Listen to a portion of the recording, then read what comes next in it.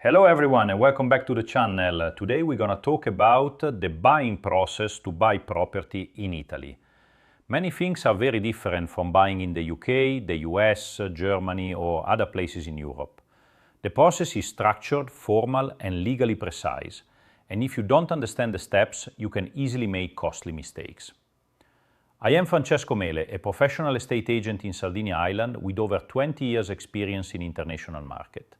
And today I will walk you through the Italian property buying process step by step, clearly and simply. So let's start. Step 1.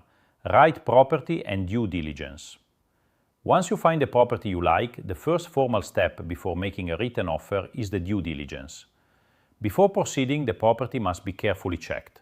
This includes land registry verification, cadastral compliance, urban planning conformity, building permits, possible mortgage liens, energy certificate. In Italy, what exists physically must match what exists legally. If a veranda was closed without authorization, if a wall was moved without updating records, if the property was built differently from the approved plan, the sale can be delayed or even blocked. Step 2. The offer or proposta d'acquisto. Once technical and legal checks are verified, we can proceed with an offer. In Italy, this is called a proposta d'acquisto.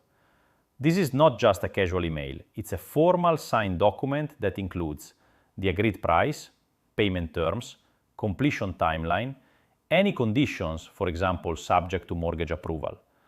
When the seller accepts the offer in writing, it becomes legally binding. Usually, at this stage, the buyer pays a deposit, often held in escrow by the agency or professional involved. It's very important to clarify that if the proposal is going to be accepted by the vendor, withdrawing without legal justification can result in losing the deposit. Step 3. The preliminary contract, compromesso. Usually, after due diligence and accepted offers, the parties sign a preliminary contract. This, in Italy, is called compromesso o contratto preliminare. It confirms final agreed price, building permission, ownership title, deposit amount, completion date, obligations of both parties. At this stage, the buyer usually pays a larger deposit, typically between 10 and 20%.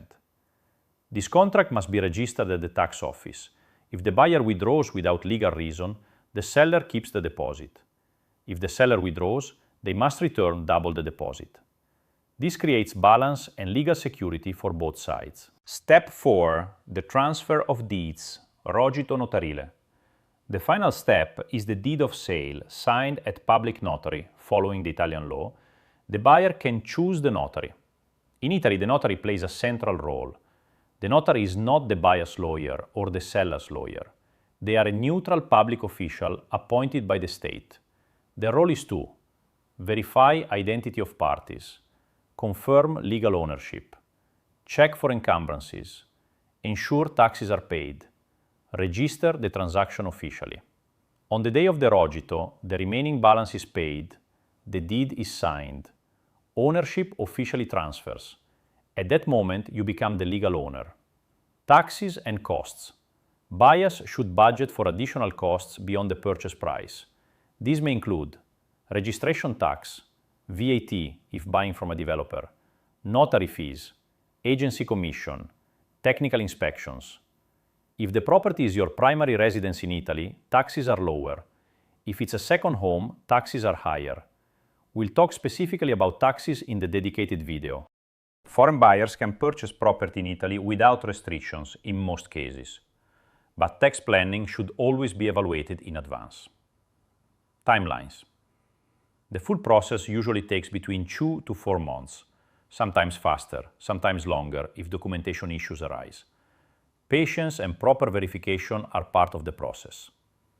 Let's talk about common mistakes foreign buyers make.